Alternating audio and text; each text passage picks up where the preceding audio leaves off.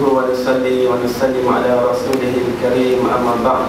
Alhamdulillah, kita puji Allah Subhanahu wa ta'ala yang telah menghadirkan kita di dalam majlis yang penuh berkat, yang penuh rahmat daripada Allah Subhanahu wa ta'ala. Nabi SAW bersabda dalam satu hadis, "Idza marartum bi riyadil jannah farta'u." Wahai sahabat-sahabatku, apabila kamu bertemu dengan kebun-kebun jannah, maka berhenti di dalamnya dan kamu enjoy di dalamnya. Kamu menikmati nikmat ataupun pemandangan ataupun apa-apa yang terdapat dalam kebun tersebut. Riyadil jannah. Kemudian para sahabat bertanya kepada Rasulullah SAW, "Ya Rasulullah, apakah kebun-kebun tersebut?" Kemudian Nabi SAW berkata, "Hilaful dzikr," iaitu halaqah-halaqah zikir, iaitu majlis-majlis yang mengingati Allah Subhanahu wa ta'ala. Di dalam riwayat yang lain mengatakan halaqatul ilm, iaitu halaqah-halaqah ataupun majlis-majlis ilmu. Masya-Allah tuan-tuan, pertama sekali saya ucapkan tahniah kepada ayahanda, kepada muslimin dan muslimat, kerana Allah Subhanahu wa ta'ala telah pilih kita semua untuk diletakkan di dalam majlis yang merupakan kebun syurga seperti mana yang disabdakan oleh Rasulullah SAW. Adakah kita mengira seorang manusia yang telah masuk ke dalam syurga maka dia akan keluar? Ataupun seorang yang telah masuk syurga, dia akan masuk syurga selama-lamanya? Seorang yang telah masuk ke dalam syurga, adakah Allah Ta'ala akan keluarkan kita daripada syurga? Allah Subhanahu wa ta'ala yang maha mulia, yang maha kuasa, yang telah letakkan kita di dalam syurga di dalam dunia ini, dan Allah juga akan meletakkan kita di dalam syurga di akhirat kelak. Dan Allah SWT akan keluarkan kita daripada syurga buat selama-lamanya. Farta'u, dan kita akan nikmati bermacam-macam dan beragam-ragam nikmat yang Allah SWT sediakan di dalam syurga, yang tidak pernah mata memandang, tidak pernah telinga mendengar, yang tidak pernah dibicarakan oleh manusia, tidak dapat mencapai apa yang telah disediakan untuk manusia, tidak pernah terlintas dalam hati manusia. Bagaimana syurga Allah Subhanahu wa ta'ala.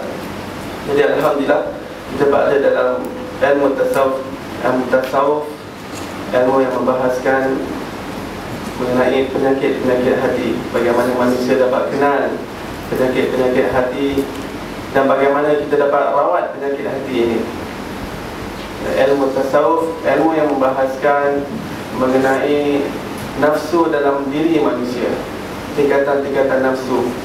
Ada nafsu ammarah, ada nafsu lawamah, ada nafsu kamilah, ada nafsu radiyah, ada nafsu mardiyah. Apabila manusia dapat kenal bagaimana nafsu dalam diri dia dan bagaimana untuk tackle nafsu tersebut, bagaimana manusia dapat kenal bagaimana keadaan hati dia, bagaimana adab hati dia dengan Allah Subhanahu wa ta'ala, maka ilmu tasawuf, pendek kata, seseorang manusia itu dapat kenal diri dia. Dengan ilmu tasawuf merupakan satu perantaraan bahawa manusia dapat kenal diri dia, yang mana mengenal diri sendiri adalah suatu anak tangga untuk kenal Allah Subhanahu wa ta'ala.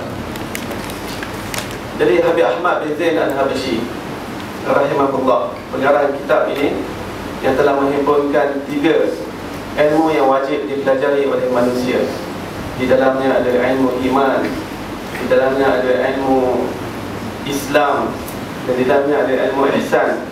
Kalau kita pernah terbaca ataupun pernah terdengar suatu hadis yang dinamakan sebagai hadis Jibril, yang mana Jibril AS telah datang kepada Rasulullah menjelma sebagai seorang manusia, bertanya kepada Rasulullah, apakah itu iman? Maka Nabi SAW menjawab, iman adalah begini-begini.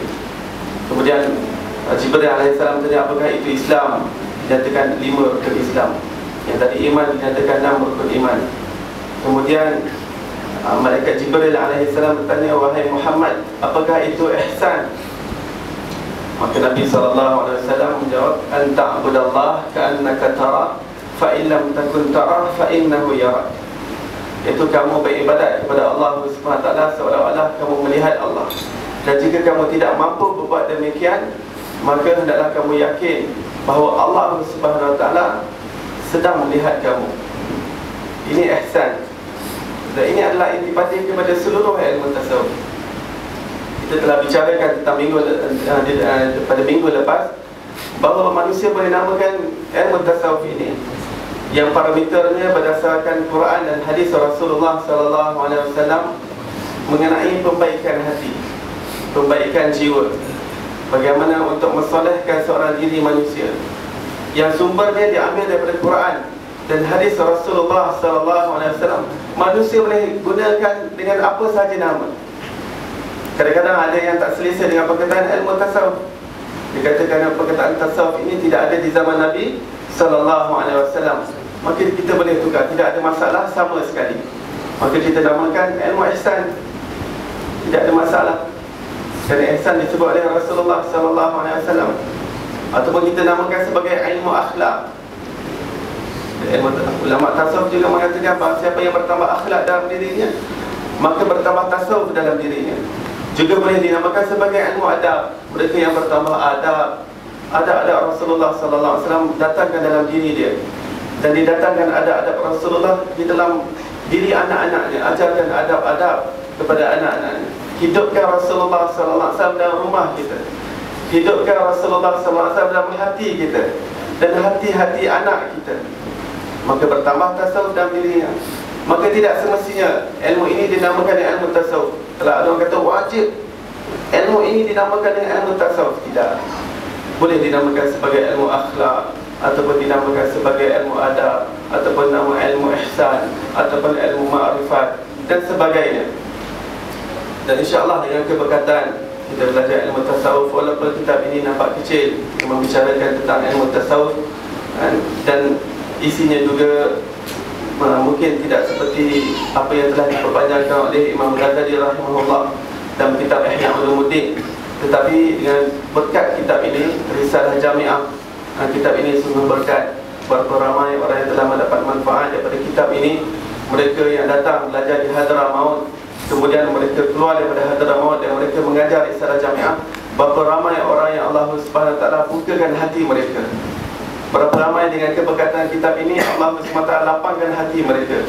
Kitab yang nampak kecil, yang di dalamnya mengandungi 3 buah ilmu yang besar yang wajib dipelajari. Ilmu Tauhid yang tadi kita kata sebagai iman, kemudian ilmu fiqh yang kita kata sebagai ilmu Islam, kemudian ilmu tasawuf yang kita katakan sebagai ilmu ihsan. Berapa ramai manusia telah terbuka dengan sedikit ilmu adalah bagi pencerahan kepada banyak lagi masalah-masalah agama yang berpunca, yang bersumber daripada kitab ini. Satu kitab yang berkat, iaitu Habib Ahmad bin Zain Al-Habashi, seorang yang bukan saja faqih, bukan saja seorang yang alim dalam bidang syariat, dalam bidang fiqh, tetapi juga seorang yang bertasawuf, seorang yang hatinya ta'alluq dan ikatan hati, pautan hati yang hebat dengan Allah Subhanahu Wa Taala. Kehidupan hartanya, jiwanya untuk Allah Ta'ala belaka. Habib Ahmad bin Zain Al-Habashi dikenali sebagai Abul Masajid. Abul Masajid, bapa kepada masjid-masjid. Kenapa? Kerana di Hadramaut, tempat Habib Ahmad bin Zain pengarang kitab ini tinggal, namanya Hautah. Di sekitar Hautah, Habib Ahmad bin Zain Al-Habashi mendirikan 17 buah masjid. 17 buah masjid, semuanya binaan, kosnya ditanggung penuh oleh Habib Ahmad bin Zain Al-Habashi. Dan semua pekerja-pekerjanya disediakan sendiri oleh Habib Ahmad bin Zain Al-Habashi. Maka apabila Habib Ahmad ingin mendirikan masjid, ingin mulakan kerja kontraktor membina masjid, maka dia dapat kumpulkan semua pekerja-pekerja yang akan berada di bawahnya untuk membina masjid di daerah-daerah yang tertentu, untuk duduk di suatu tempat selama 40 hari. Kenapa? Kerana selama 40 hari ini Habib Ahmad ingin memberi makan daripada wangnya sendiri kepada pekerja-pekerja ini. Kerana dia ingin pekerja-pekerja yang membina masjidnya ini, di dalam diri mereka tidak ada sisa baki wang haram daripada mana-mana pihak. Jadi selama 40 hari dia yakin bahawa selama ini harta yang diperolehi adalah halal, jalan yang suci, tidak ada unsur riba, tidak ada unsur haram. Maka pekerja-pekerja ini dia bagi makan supaya selama 40 hari. Sisa-sisa, jika ada sisa-sisa makanan haram yang mereka pernah makan sebelum ni keluar, dan selama 40 hari badan mereka menjadi suci. Kemudian setelah 40 hari barulah Habib Ahmad mula menghantar mereka ke tempat-tempat untuk membina masjid, mengikut kehidupan Habib Ahmad bin Zain al-Habsyi. Sehingga satu ketika makanan lambat sampai kepada mereka. Dan selama mereka membina masjid, Habib Ahmad menanggung makanan mereka penuh. Tidak ada siapa yang boleh beri makan kepada mereka. Dan Habib Ahmad bin Zain sendiri membuat syarat kepada mereka, kamu tidak boleh menerima makanan daripada sesiapa pun kecuali daripada aku, selama kamu bekerja di bawah aku membina masjid-masjid yang aku bina ini. Kemudian tiba suatu hari makanan lambat sampai. Kemudian ada satu orang lelaki bawa makanan jamu pekerja-pekerja Habib Ahmad bin Zain al-Habsyi. Kerana lelaki ini mau mengambil berkat untuk memberi jamuan makanan kepada pekerja-pekerja Habib Ahmad yang sedang membina masjid. Kemudian tiba datang khabar kepada Habib Ahmad bahawa pekerja-pekerja telah makan daripada makanan lelaki yang lain. Maka Habib Ahmad bin Zain sangat marah, datang kepada pekerja, kenapa kamu terima makanan orang lain? Maka Habib Ahmad bin Zain al-Habsyi memberhentikan pembinaan masjid kepada mereka yang makan daripada makanan lelaki lain kerana dia takut. Dia tidak buruk sangka kepada lelaki, tapi dia takut kerana ketika itu ramai orang-orang yang sudah mula membuat transaksi riba dalam perniagaan mereka. Maka kerana ketakutan itu, Habib Ahmad bin Zain telah mengumpulkan pekerja-pekerja tadi, berhentikan pekerjaan, dan selama 40 hari sekali lagi memberi makan kepada mereka supaya tidak ada sisa-sisa. Takut ada sisa-sisa yang bersih daripada mereka yang bina masjid.